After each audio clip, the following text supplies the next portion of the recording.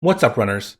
Today we're going to dive into Rook, an experimental, questionably acquired UESC runner shell. This is part 7 in our final episode in our series exploring the runners of Marathon and their abilities. You can find a full playlist down below, and while you're down there, like and subscribe to help share this video and keep up to date on Marathon. Rook's only purpose is to scavenge for scraps and squeak by most games. He was revealed in the Vision of Marathon Vidoc and has been leaked by the game post shortly before then.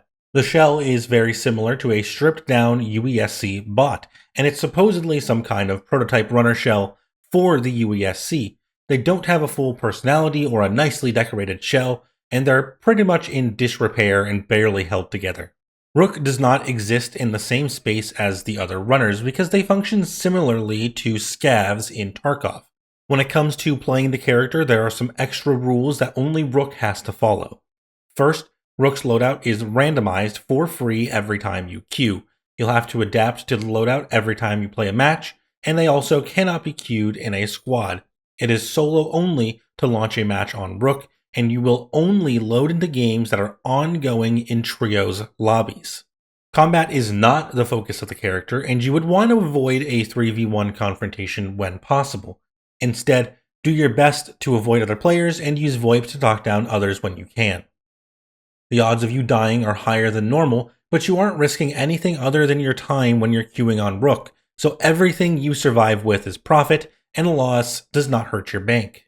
We have not heard of any passives for Rook, and according to the Game Post article, which we have used for Thief and Triage, they don't have any.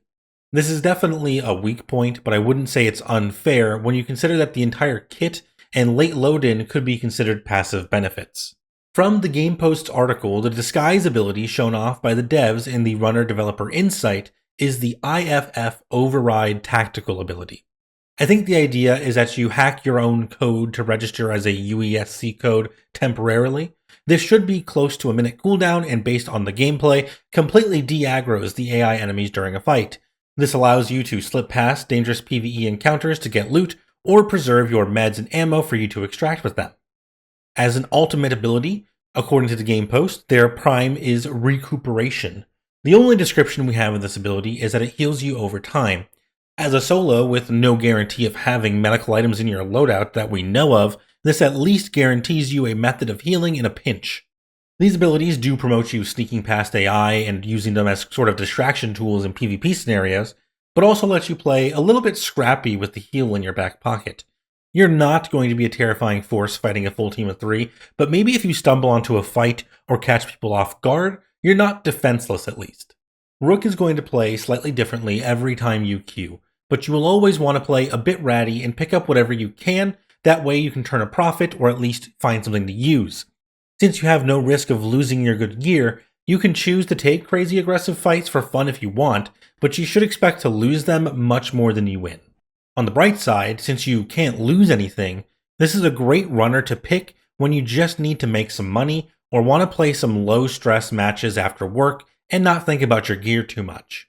You'll be on your own, so you can't work in a team comp here. You're going to have to use your VoIP to bargain with anyone who will stop shooting you and find ways to communicate with people without mics.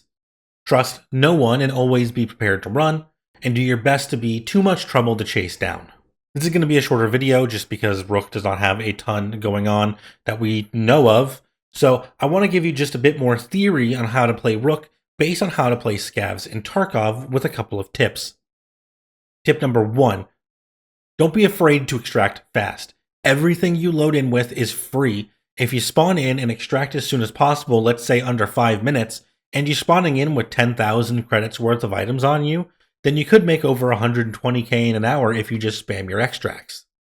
Tip 2, use Rook to learn maps. Due to being no risk, you can go on very detailed and methodical adventures exploring the nooks and crannies of a map you haven't played before taking in your good loot. This could give you the knowledge on hiding spots or hidden routes to take advantage of in your next game that will keep you alive and make you actually extract when it matters. Finally, tip number 3 is don't overplay Rook. It sounds like a good time, but it's going to be difficult to go to high traffic areas for loot and quests on a solo character in trio lobbies. You will have a higher survival chance on a character with actual loadouts and abilities with a squad or in the solo mode. So don't be totally content leaving your quests, faction rep, and build crafting by the wayside, unless you're actually really into that kind of playstyle. Then by all means, go ahead. As an entirely separate mode of play, Rook is going to be the go-to for a lot of casual play, catch-up money runs, and taking awful fights you wouldn't win anyways just because you can. How do you feel about a free character to play?